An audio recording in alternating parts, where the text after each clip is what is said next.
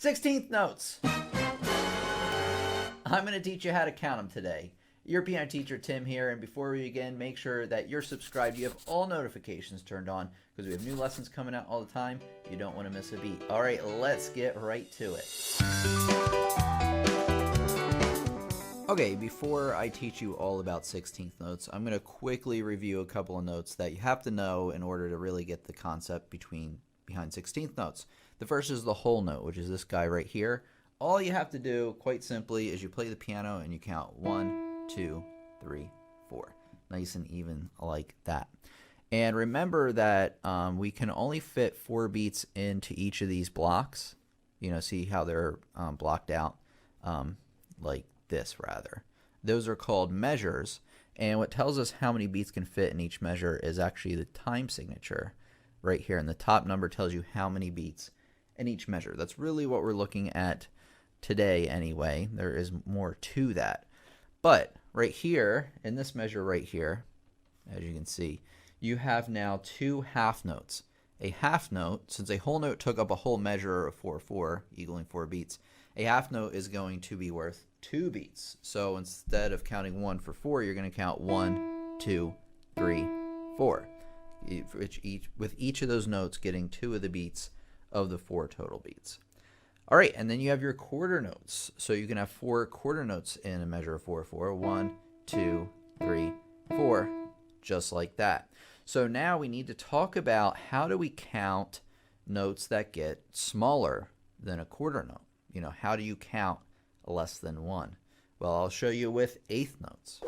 Okay, now we have these things called eighth notes. So the first thing I'm going to do is I'm going to draw out the 4 beats that we have. So an eighth note gets half of a beat, which means we have to figure out how do you account for the other half of each beat. We still have our 4 beats here, and there's 2 eighth notes in a quarter note. Since a quarter note's worth 1, eighth note's worth half, you need 2 halves to make a whole beat. So we have 1, we use the term and, it looks like a plus sign. So 1 and, 2 and, 3 and, 4 and. When we start breaking down notes into smaller and smaller pieces, that is what's called subdivision. It's really important when understanding how to count 16th notes or any real small value note correctly. So before with quarter notes, it was just counted as 1, 2, 3, 4.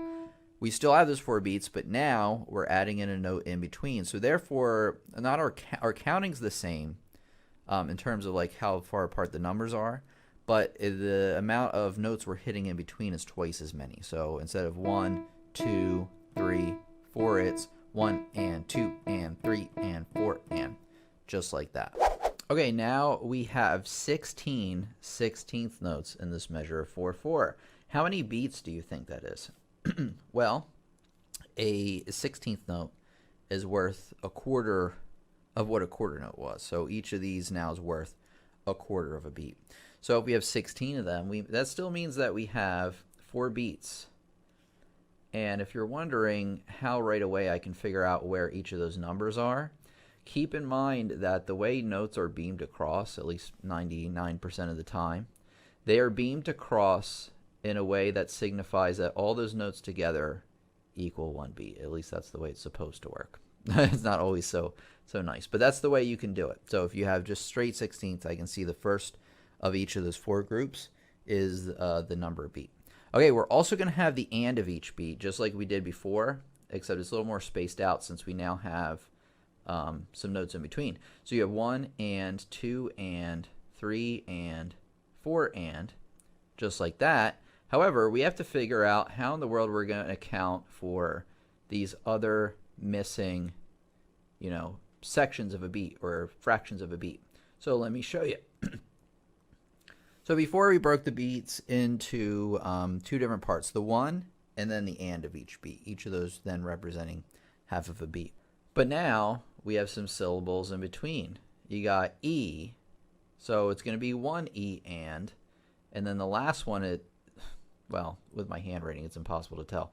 But it's supposed to be an A, but we would pronounce that So it's 1 E and 2 E and 3 E and 4 E and then when I count it, it's going to be really smooth. 1 E and 2 E and 3 E and 4 E and just like that. So going from quarter notes again, let me bring those up all the way back here.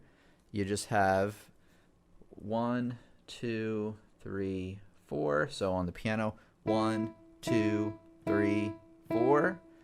And then you go to eighth notes where it was 1 and 2 and 3 and 4 and now these have to be twice as fast as you were counting those eighth notes. So 1E and a 2E and a 3E and a 4E and a. I'm still counting the 1, 2, 3, 4 in the exact same place they were before, but now I'm adding in, dividing them each into 4 using 1E and a 2E and a 3E and a 4E and a, just like that. Okay, we have a new measure of rhythms. So the first thing I always like to do is chart out where each of our 4 beats are. How are we going to do that? There's a way visually we can do that like right away. I mentioned it earlier in the lesson. Think about it. You might have to go back to it or wait a second for me to answer. That is looking at the beams, right? So I said that when notes are beamed across, that signifies, at least most times, that equals 1 beat altogether. So on each of these first notes of each of these patterns, I'm going to write down what beat it is. So 1, 2, 3, 4. So there you go. So a lot of the legwork is cut out for us. So now what we have is some mixed rhythm patterns. So now we had to figure out, well, how long are we going to be holding each of these notes for? So if you take a look at our very first note here, it's an eighth connected to 2 16th notes. So you can tell it's an eighth because that side where the note is actually connected has only one flag on it. You see how there's just one line there, whereas these two have 2 there. So those are 16ths. First one's an eighth. So now the thing is that because we're dealing with 16th notes in any fashion, we're still going to be doing the subdivision of the 1E and a 2E andas. So the thing is now is I have a question for you. So an eighth note worth half of a beat gets how many of the 1E and a 2E and a syllables? Well, remember that you're breaking down the quarter note into 4 parts using 1, E, and each of those is worth a fourth of the total beat. Therefore, an eighth note worth half of a beat is worth 2 of those. So it's worth 1 E. Or whatever it happens on, it takes up 2 of those. So in this case, it's going to take up 1 E.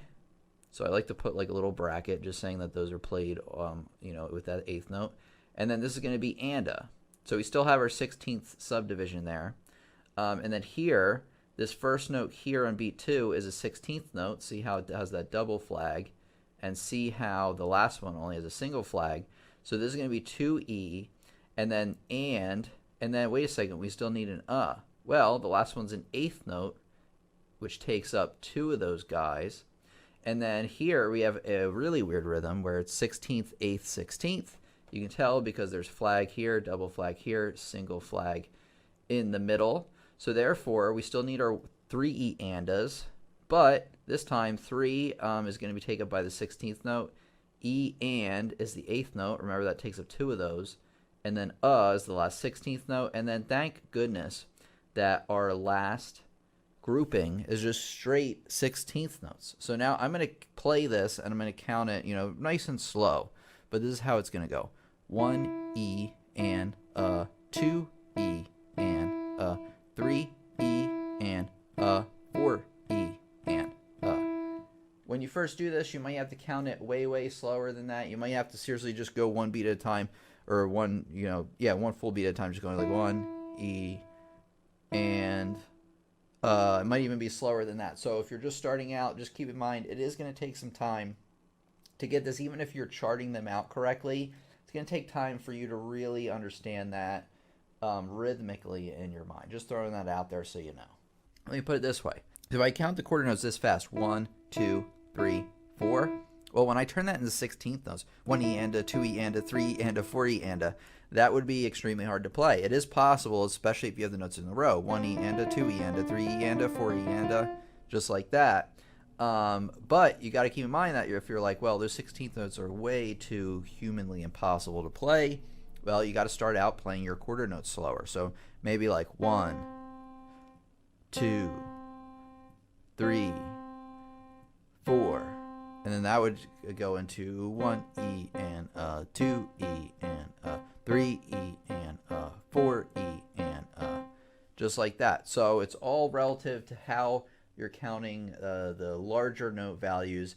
If you find that playing 16th notes is impossible, make sure that you are slowing down all the others. That is called the tempo, by the way, how fast you count the beats by. So a slow tempo, 1, 2, 3, 4. And a fast tempo would go 1, 2, 3, 4, 1, 2, 3, 4, 1, 2, 3, 4, 1, 2, 3, 4, getting faster and faster. But you keep in mind, the faster tempo, the harder it is for you to play those 16th notes. Counting is so important to learning how to play piano, and if you want to learn how to count the right way all the time, no matter what, check out this lesson right here. Highly, highly recommended that you take a look. It's been your piano teacher, Tim, here. Thank you so much for coming by today, and thank you, yes, you, for coming by today and having a great lesson. All right, have a good one. Bye-bye.